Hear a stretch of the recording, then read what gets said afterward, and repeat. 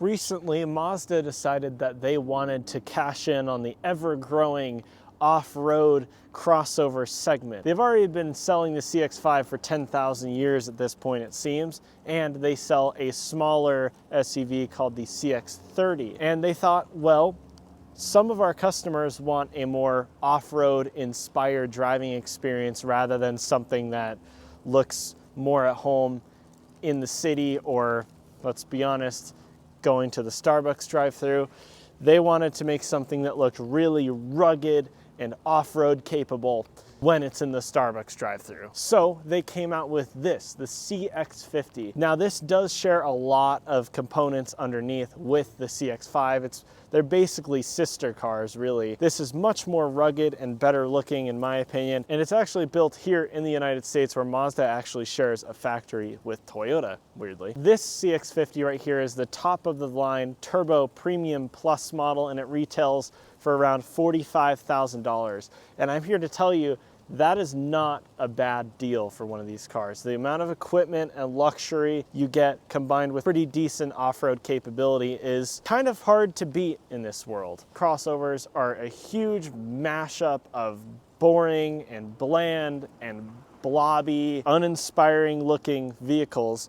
And the CX-50 drops and just looks completely different from all of the rest. What does the CX-50 have to compare against? CR-V, not as good looking, not even close. Toyota RAV4, again, not even close to as good looking at all. Subaru Outback Wilderness, are you kidding me? No. There is nothing that compares with the look of the CX-50. One thing that really draws the CX-50 apart from the CX-5 on which it is based is the fact that it's much lower and wider, but has more ground clearance from the CX-5. If I were in the market for a Mazda SUV, I'm not, but if I was, I would be looking at one of these, especially in this color, Zircon Sand, which is another one of Mazda's really cool kind of special colors that definitely look different from all the whites and grays and blacks that you see clogging up American roads these days. This thing looks very sweet in this color. Underneath the hood here, we'll look at later, is a 2.5 liter Skyactiv 4-cylinder turbocharged engine, and it is paired to all four wheels via Mazda's iActive all-wheel drive system, which is apparently predictive, or at least that's what the marketers really want you to think, is that it's two-wheel drive, except it uses parameters like whether the wipers are on and the outside temperature to know if you're going to need all-wheel drive before you actually slip. At least that's what I'm told by Mazda themselves. It's hard to really test that in action, so we're just going to have to believe them. Also, it has a 3,500 pound towing capacity, which is pretty good. And you know that you are a baller if you have the Turbo Premium Plus with these 20-inch wheels, which kind of go against the whole off-road theme of the CX-50. Most CX-50s have much smaller wheels that look a lot more at home on an off-road trail than these massive things, but they at least look really cool. And it also has 360-degree cameras and a bunch of safety features and blah, blah, blah, boring modern car stuff. Let's look at the practicality. When you walk around to the back of the CX-50, the first thing you notice are these huge, massive fake vents, especially for a $45,000 car. Isn't really all that nice, but they at least look cool. It's a good thing that Mazda really styled it in well. Now we have a power lift gate here, which is very nice, and it opens to reveal a quite large cargo area indeed. I think this is definitely deeper and wider than in, for instance, the Honda CR-V. Maybe not as tall or versatile as the Honda CR-V's cargo area, but this is definitely good enough, I think, for most people. Also, you can pull these levers here and it drops the rear seats. You can't bring them back up, obviously, but it's nice that you can do that from back here. It's very wide, it's very useful, it's very big, yes, and that's all you need to know back here. Nothing super special. Real quick, we're gonna check out rear seat room and practicality. What is nice is that this door pretty much opens 90 degrees outward, which makes getting in and out very easy indeed. I will say when I sit back, it would be nice to have a bit more headroom, but in a car of this segment, that's not a deal breaker, really. I'm 6'3", I'm quite tall, so if I stretch out, I can definitely feel myself touch. But what it excels at, I'll have to say, is legroom is quite good and footroom is quite good. So I feel like for long journeys, it would be reasonably comfortable for me back here. Not amazing, but it's pretty good. If you need more room, I believe there is a CX-70 that's going to slot above this, below the CX-90, which I also have a review of the CX-90 if you want to go check that out. There is going to be a CX-70 to slot between these two cars. So if you need a little bit more room, but you don't want a huge Mazda, then wait for the CX-70, I suppose. We've got center armrest with some cup holders, no tabs in them, so they're not incredibly useful. Don't trust those too much. And heated rear seats, 3 levels back here, and 2 USB-A outlets. So rear passengers are going to be definitely comfortable back here. There's lots of light in here thanks to this massive panoramic moonroof, which I think is available on quite low-end CX-50s as well. So most CX-50s will have this huge panoramic moonroof, which you can also close if you want it to be dark and depressing in here.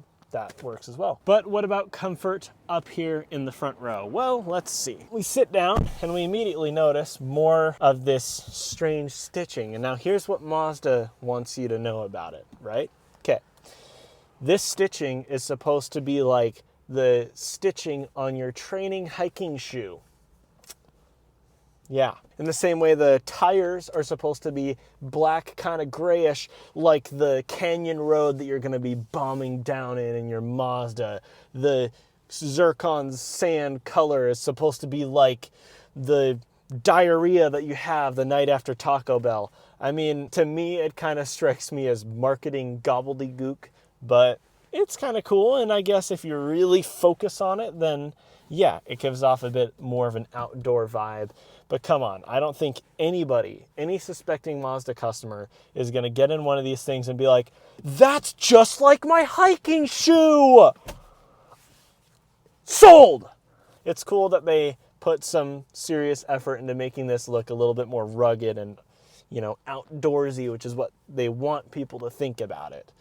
And furthering that theme, you'll find a lot more squares and harder edges in the interior of the CX-50 than you will in, for instance, the CX-5. I think that's actually a nice thing. This interior just looks nice and rugged and really manly and cool. I like how this panel right here is 99% fake except for this tiny little air vent in the middle. And it's so clear that it's fake. I mean, this is all covered plastic and then you get this little air vent right here, and I don't think that looks very good, but we'll move on from that.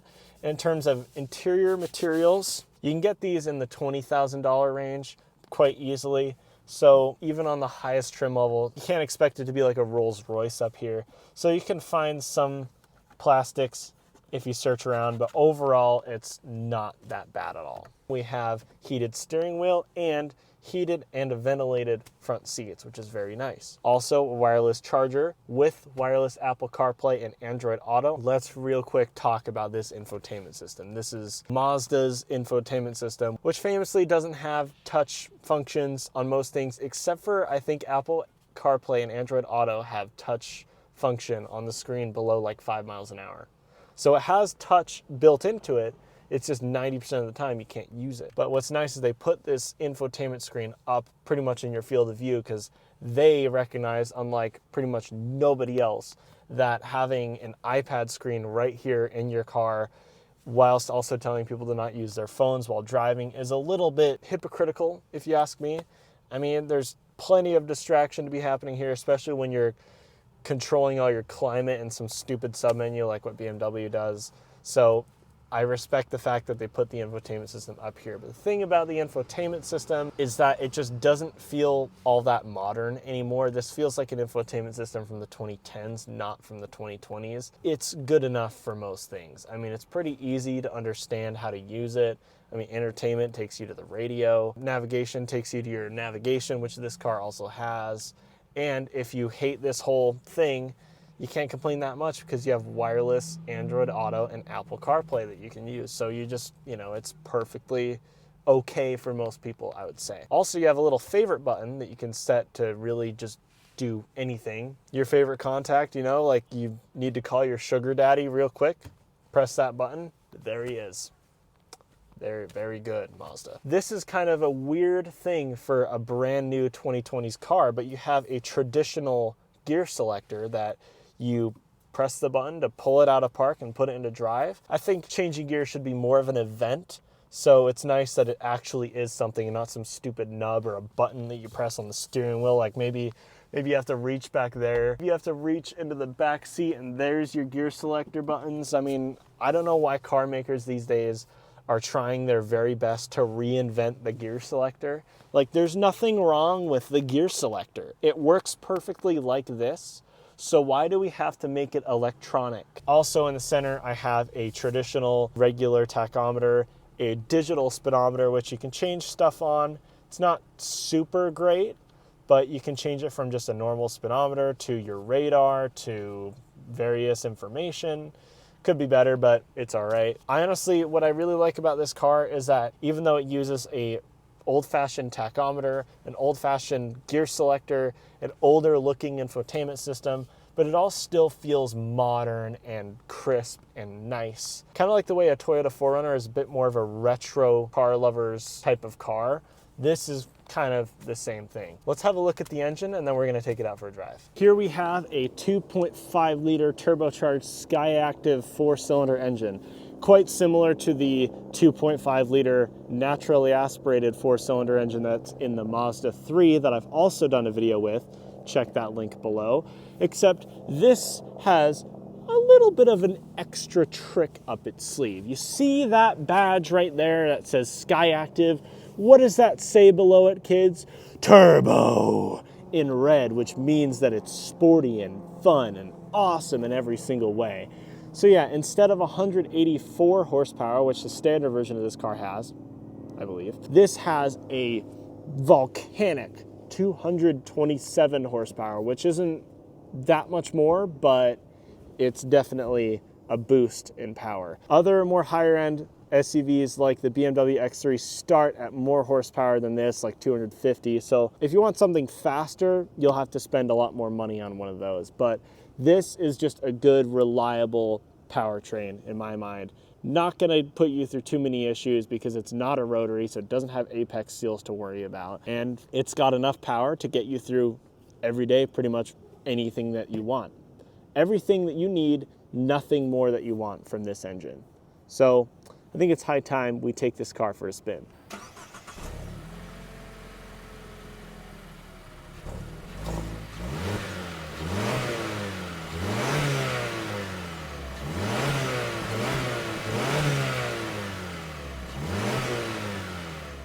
Now it's time to drive the CX-50 Turbo Premium Plus, the top of the line model. I know I am joking about this car a lot, like this whole stitching here on the door panel. So, I mean, this is not my type of car. I'm not a crossover guy, but this is a fantastic crossover. It's so well designed. It is easily the best looking in its segment. Everything that it's up against is ugly, pretty much. In this color and with the wheels on this car, this is absolutely a fantastic looking car. And it just feels great on the inside. I can't really complain about any of the materials or anything like that. None of it's amazing, but it's all pretty good, I would say. But it's not the most commanding driving position, but it's certainly a nice driving position. It's decently comfortable. I've got leg room. I've got plenty of headroom up here. I mean, as a driver's car, sort of crossover, this hits all the important boxes. So we're about to find out what that turbo badge really means on the back. Straightening it out here, 227 horsepower.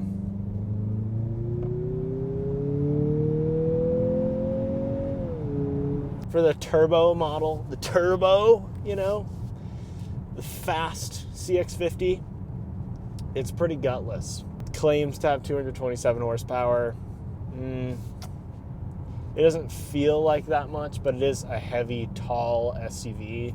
So of course, 227 isn't gonna set your pants on fire. Again, I would say it's enough for most people. This isn't a performance car. CX-50 is never billed as a performance car. It's not supposed to win drag races. It's not supposed to go to autocross. It's just a nice daily driver with a little bit of extra power over something like the competitors, Honda CR-V again. And honestly, this drives so much nicer than Honda CR-V. I mean, low down grunt this car has plenty of. There's not really that much turbo lag present, which is nice. So when you need to exploit a gap, something like that, then this car is very good for that. You can definitely see where your extra money went into the turbo model rather than just a standard CX-50. And the ride could be better probably with the smaller wheels. And if you're going to want to take one of these things off-road, first of all, bring a friend with a Jeep and a tow strap. And second of all, don't buy the one with the 20-inch wheels. For daily driving, it's very quiet indeed, very quiet. I can whisper. I mean, I know I'm only going 30 miles an hour, so it really should be like whisper quiet in here, but take my word for it, higher speeds, it's fine. Oh, and it's got the signature Mazda turn signal that turns on and then fades, you know the one? Kind of cool. They're really moving up in the world, aren't they? Mazda's like, we're a premium luxury brand now. See, look at our turn signals. See, they're funky, fun turn signals. And they do a little fun thing when you use them. Can you see how we spent a little bit more money on that so that you get a premium experience as a buyer? The steering is definitely a little bit numb, but it feels very direct. You don't get feedback through the wheel, of course. You crack the wheel just barely and it goes left, goes right. It's very quick steering, I will say, for a car this type. There's definitely quite a bit of body roll. You really feel this car's height and size through the turns, let's just say that. It's not, I wouldn't say it's dangerous. I'm just saying don't take this to autocross expecting it to be a Lotus Elise. It's not, it's not a Lotus Elise. It's a Mazda CX-50. They definitely took their whole purity of design concept and adapted it into a rugged off-road sort of SUV with plastic cladding on the sides and all that stuff. Something you normally wouldn't see as simplistic like what they pride themselves on with their design. But I think they did a really good job of getting all the Mazda stuff into it and also making it look like it can handle an off-road trail. Just, again, take a friend with a Jeep, a real off-roader, if you're planning on crawling over some rocks in this thing. It's good at everything you want out of a drive everyday car. Just say that. It's perfect at that. It's quiet, it's comfortable, it's got a good driving position. It'll be great for driving in the snow, but maybe not perfect for rock crawling. Cynical people could say, it's just another cash grab crossover. It's based on a CX-5. No, it's actually for a completely different demographic than the CX-5. So you can walk into a Mazda showroom like Tim Daly Mazda Murray, who very kindly have lent me this car to review. Thank you guys. You can walk into a Mazda showroom and you have pretty much everything covered. You want something more that looks at home on city streets, then the CX-5 is good. And if you want something that looks at home with a little bit of dirt on it, that's this thing. So I'm going to thank everybody for watching. Like, subscribe, do all the normal YouTube stuff. I'll see you guys in the next one. Have a great day, everybody. Bye-bye.